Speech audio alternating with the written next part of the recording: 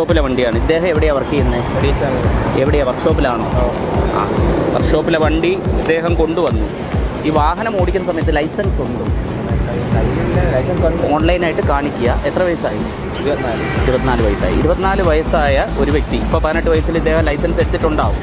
18 വയസ്സിലെടുത്ത licence ഇദ്ദേഹം 24 വയസ്സ് ആയ ഒരു വ്യക്തി. ഇദ്ദേഹത്തിന് നിയമവശങ്ങളെക്കുറിച്ചുള്ള ഒരു അവബോധം കൃത്യമായിട്ട് ഇദ്ദേഹത്തിന് ഉണ്ടാവുമല്ലോ? ഉണ്ടാവും. ആണോ? ഈ വാഹനം 2 വീലറാണ്. 2 വീലർ നമ്മുടെ റോഡിലൂടെ നമ്മൾ വാഹനം ഓടിക്കുന്ന സമയത്ത് നമ്മൾ ശ്രദ്ധിക്കേണ്ട ആദ്യത്തെ പ്രധാനപ്പെട്ട കാര്യമുണ്ട്. വാഹനം ഓടിക്കുന്നതിന് മുന്നേ നമ്മൾ ശ്രദ്ധിക്കേണ്ട പ്രധാനപ്പെട്ട നിയമവശം എന്താണ് എന്ന് പറയാമോ? കേട്ടില്ല. ഇദ്ദേഹത്തിൻ്റെ ഇപ്പോഴത്തെ സ്ഥിതി എന്താ?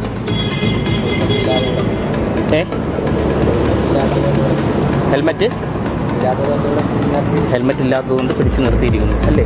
ഈ ഹെൽമെറ്റ് ഇല്ലാതെ വാഹനം ഓടിക്കുമ്പോൾ ഉണ്ടാകുന്ന ഗുരുതര പ്രശ്നങ്ങൾ എന്തൊക്കെയാണെന്നുള്ളത് അറിയുമോ?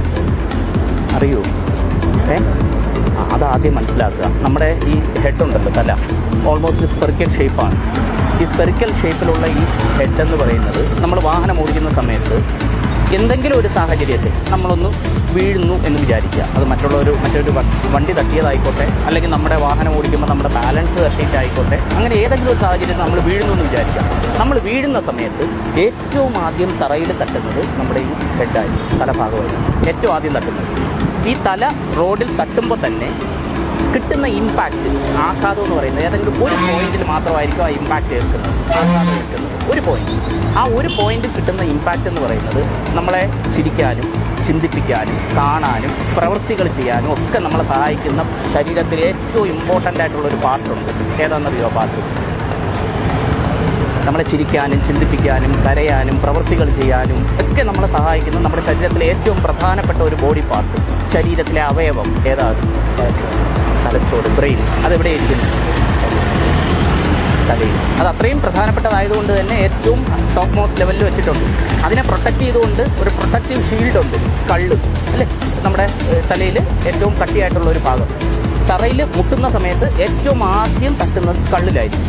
ഈ സ്കള്ളിൻ്റെ ഉള്ളിൽ ബ്രെയിനിനെ വെച്ചിട്ടുണ്ട്. ഈ ബ്രെയിൻ വന്ന് സ്കള്ളിലിടിക്കുന്ന സമയത്ത് എന്ത് പറ്റും? ബ്രെയിൻ തകർന്നു പോകും.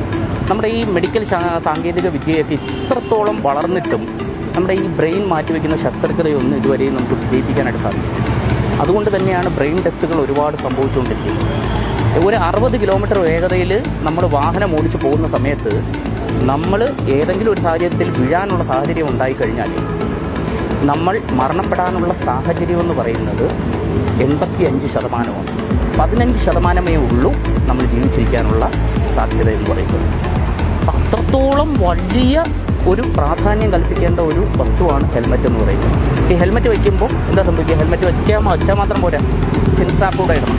ഈ ചിൻ സ്ട്രാപ്പ് കൂടെ ഇടുമ്പോൾ എന്താ സംഭവിക്കുക? നമ്മൾ തട്ടുന്ന സമയത്ത് ഈ ഹെൽമെറ്റിൽ നല്ല ക്വാളിറ്റിയുള്ള ISI മാർക്കുള്ള ഹെൽമെറ്റ് ആണെന്നുണ്ടെങ്കിൽ അതിൽ EPS ഫോം എന്ന് പറയുന്ന ഒരു ഫോമുണ്ട്, എക്സ്പാൻഡഡ് പോളിസ്റ്റൈറീൻ ഫോം എന്ന് പറയുന്ന ഫോം.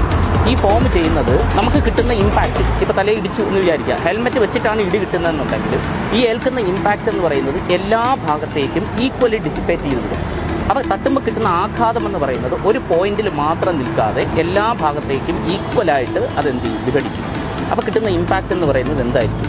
കുറവായിരിക്കും. മനസ്സിലായോ? ഇതൊന്നും നമ്മൾ ലേണേഴ്സ് എടുക്കുന്ന സമയത്ത് ഒന്നും നമ്മൾ മനസ്സിലാക്കുന്നില്ല. പഠിക്കേണ്ട കാര്യമാണ്, പക്ഷെ നമ്മൾ എന്ത് ചെയ്യില്ല, മനസ്സിലാക്കാതെ പോകുന്നു. നമ്മൾ 2 വീലർ ഓടിക്കുന്ന സമയത്ത് ഹെൽമെറ്റ് ധരിക്കണം എന്ന ഒരു കാര്യം മാത്രം നമ്മൾ എന്ത് ചെയ്ത് പോകുന്നു? മനസ്സിലാക്കിക്കൊണ്ട് പോകുന്നു. അത് എന്തിന് എന്നുള്ള ഒരു കാര്യം നമ്മൾ മനസ്സിലാക്കിയാലേ അതിൻ്റെ പ്രാധാന്യത്തെ നമ്മൾ എന്ത് ചെയ്യാൻ പറ്റുള്ളൂ? മനസ്സിലാക്കാൻ പറ്റുള്ളൂ. അതാദ്യം മനസ്സിലാക്കുക, കേട്ടോ? ഇനി മേലിൽ ഹെൽമെറ്റ് ഇല്ലാതെ വാഹനം ഓടിക്കാൻ തയ്യാറാവരുത്. ഹെൽമെറ്റ് ഇല്ലെങ്കിൽ നമ്മൾ പബ്ലിക് ട്രാൻസ്പോർട്ടേഷൻ സിസ്റ്റം ഉപയോഗിക്കുക, അതുവഴി വാഹനം ഓടിക്കുക. അതുപോലെ 4 വീലർ, കാർ ഓടിക്കാനുള്ള ലൈസൻസ് ഉണ്ടോ? കാർ ഓടിക്കുന്ന സമയത്ത് സീറ്റിലിരുന്നാൽ സീറ്റ് ബെൽറ്റ് ആദ്യം ധരിക്കുക. അത് വാഹനത്തിൽ സഞ്ചരിക്കുന്ന എല്ലാ വ്യക്തികളും ഉറപ്പായിട്ട് സീറ്റ് ബെൽറ്റ് ധരിച്ചിരിക്കണം. ഇതിൻ്റെ ആ സീറ്റ് ബെൽറ്റ് ധരിക്കുമ്പോഴുള്ള ഒരു സാഹചര്യവും എന്താണ്? ധരിക്കാതെ പോകുമ്പോഴുള്ള സാഹചര്യവും ഇതിന് തുല്യമാണ്. ഒരു ബ്രേക്കിങ്ങോ അല്ലെങ്കിൽ ഒരു സഡൻ ബ്രേക്കിങ്ങോ അല്ലെങ്കിൽ ഒരു കൊളിഷനോ സംഭവിക്കുന്ന സമയത്ത് നമ്മൾ സീറ്റ് ബെൽറ്റ് ഇട്ടില്ലെങ്കിൽ നമ്മൾ തെറിച്ചു പോകും. വാഹനത്തിൻ്റെ വേഗത എത്രയാണോ അത്രയും വേഗതയിൽ തന്നെ വാഹനത്തിൻ്റെ ഉള്ളിലുള്ള ഇരിക്കുന്ന വ്യക്തികൾ സഞ്ചരിച്ചുകൊണ്ടിരിക്കുകയാണ്, ചലിച്ചുകൊണ്ടിരിക്കുകയാണ്. അപ്പോൾ നമ്മൾ ഒരു സഡൻ ബ്രേക്കിങ്ങോ ഒരു ഇമ്പാക്റ്റോ ഉണ്ടായാലും നമ്മൾ തെറിച്ചു പോകും. നമ്മൾ തെറിച്ചു പോകുമ്പോൾ ആദ്യം നമ്മുടെ തല എത്തുന്നത് ഒരു ഫ്രണ്ട് വിൻഷീൽഡ് ഗ്ലാസ്സിലോ എന്തിലെങ്കിലും ആയിരിക്കും. ശക്തമായിട്ടുള്ള ഒരു കൊളിഷൻ ഇമ്പാക്റ്റ് എന്ന് പറയുന്നത് നമ്മുടെ തലയെ തകർക്കുന്ന, തലയുടെ തട്ടി ബ്രെയിനിനെ തകർക്കുന്ന രീതിയിലുള്ള ഇമ്പാക്റ്റ് ആയിട്ട് മാറും. അതുകൊണ്ടാണ് സീറ്റ് ബെൽറ്റും വാഹനത്തിൽ ഇരുന്ന് സഞ്ചരിക്കുന്ന എല്ലാവരും ധരിക്കണമെന്ന് പറയുന്നത്. അതുകൊണ്ട് അത് ദയവ് ചെയ്ത് ഇനി വാഹനം ഓടിക്കുമ്പോൾ എന്ത് ചെയ്യുക, ഹെൽമെറ്റ് ധരിക്കുക, കാർ ഓടിക്കുമ്പോൾ സീറ്റ് ബെൽറ്റ് ധരിക്കുക, അതില്ലാതെ ഇറങ്ങരുത് കേട്ടോ. ഇതിനൊരു പിഴയുണ്ടാവും, അത് ഓൺലൈനായിട്ട് അടയ്ക്കുക കേട്ടോ.